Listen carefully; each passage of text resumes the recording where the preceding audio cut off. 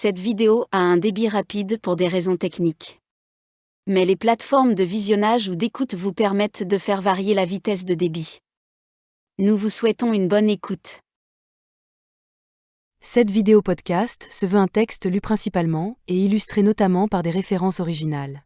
On peut se procurer la publication auprès de l'éditeur, ou consulter la publication dans les bibliothèques où elle est disponible ou auprès d'aide structures comme les sociétés historiques implantées dans les communes. Tremblay en France. Cahier de doléances, plaintes et remontrances des habitants de la paroisse de Tremblay. Les habitants de la paroisse de Tremblay chargent leurs députés à l'Assemblée du tiers-État de la Prévôté et Vicomté de Paris, de présenter et faire valoir en leur nom, et de demander pour eux. Article 1. Qu'à l'avenir, on ne puisse lever sur eux aucun impôt que du consentement des États généraux du royaume. Article 2. Que les ministres soient tenus de rendre compte de l'emploi des sommes levées sur le peuple. Article 3. Que personne ne puisse être emprisonné ni privé de sa liberté en vertu d'ordres arbitraires. Article 4. Que les impôts, que les États généraux jugeront nécessaires aux besoins de l'État, soient également répartis entre tous les ordres des citoyens, à proportion de leur propriété, sans distinction ni privilège pécuniaire. Article 5. Que les propriétaires soient imposés, et que leurs fermiers soient tenus de payer en leur acquis. Article 6. Que les habitants des campagnes, qui ne vivent que du travail de leurs mains, soient à l'avenir exempts de toute juridiction. Article 7. Que l'administration des sacrements soit absolument gratuite dans les campagnes, et que tous les droits curiaux y relatifs soient supprimés, même ceux des enterrements. Article 8. Qu'il soit prélevé sur tous les biens ecclésiastiques une somme suffisante pour les réparations et reconstructions des églises paroissiales et des presbytères, pour les paiements des vicaires secondaires, des maîtres et maîtresses d'école et pour les réparations et reconstructions de leurs logements. Article 9. Que l'on cherche des moyens de pourvoir à la subsistance des pauvres, qui ne peuvent gagner leur vie dans chaque paroisse, sans qu'il leur soit permis de mendier sous aucun prétexte. Et à l'égard des mendiants valides, vagabonds et gens sans aveu, qu'ils soient poursuivis suivant la rigueur des ordonnances qui subsistent contre eux. Article 10. Que l'on donne aux propriétaires des facilités pour qu'ils puissent échanger et réunir différentes portions de terrain trop subdivisées pour le bien de l'agriculture. Article 11.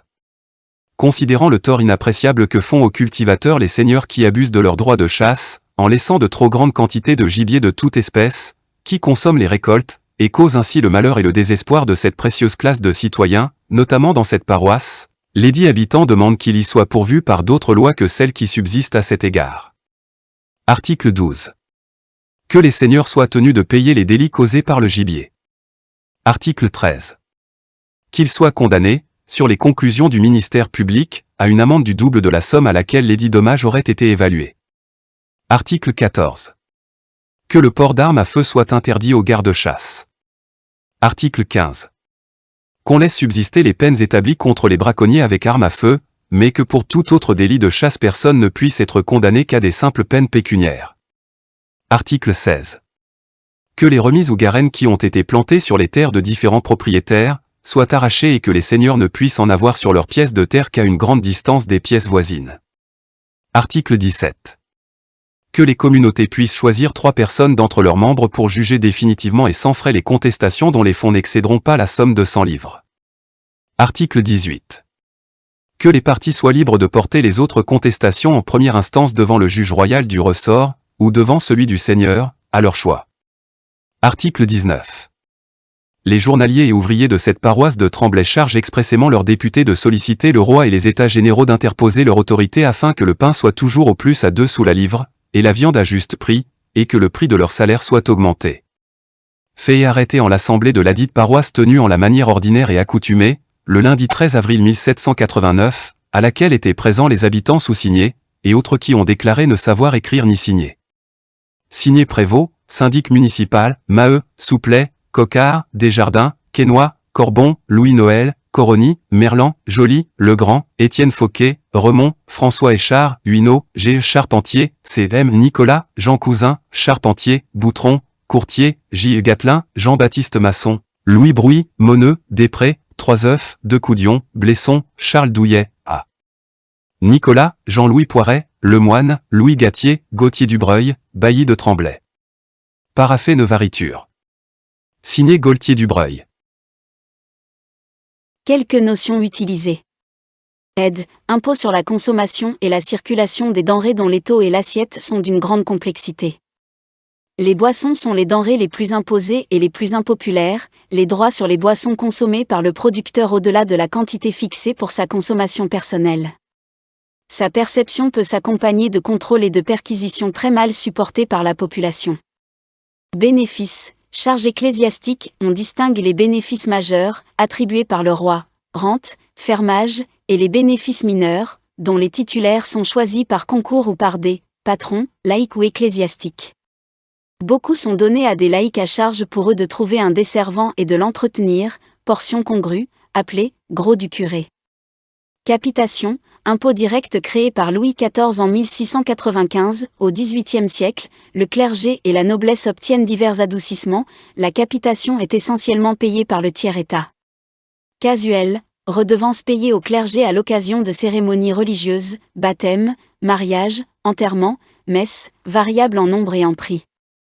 Les fidèles répugnent à payer le casuel en plus de la dîme, beaucoup de prêtres non titulaires de bénéfices reversent une partie des dîmes aux bénéficiaires sous forme de portions congrues. Champart, redevance en nature levée par le seigneur sur certaines terres, avec la dîme, la principale redevance en nature.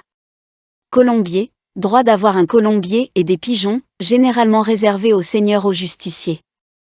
Les particuliers ne peuvent avoir que des pigeons en simple volière semi-domestique. Les cahiers de doléances se plaignent des dégâts causés par les pigeons aux récoltes. Corvée, obligation d'effectuer, pour le compte du roi ou d'un seigneur, des travaux d'entretien ou de construction, généralement sur les voies de communication. La plus répandue est la corvée royale, grand chemin, qui oblige chaque communauté à fournir un certain nombre de jours de main-d'œuvre. Bien que l'exemption soit interdite, beaucoup se rachètent, elle est parfois remplacée par une imposition en argent, inégale et critiquée.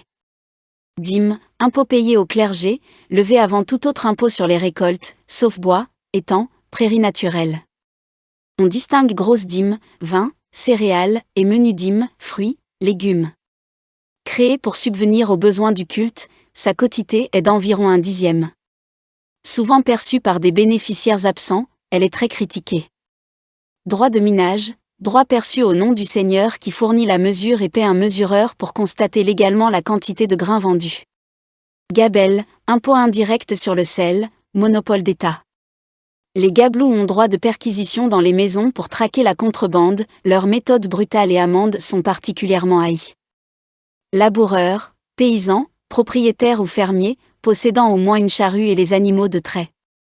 Péage, taxe payée au roi ou au seigneur pour le passage de personnes, bestiaux ou marchandises, ponts, chemins, rivières, entrées de ville.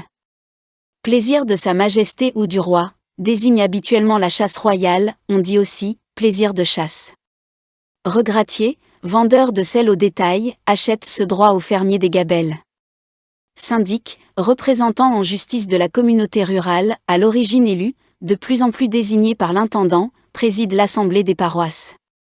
Taille, impôt direct depuis 1439, roturier par excellence, attaché à la personne du roturier selon ses revenus estimés, exempte noblesse, clergé et nombreux officiers bourgeois.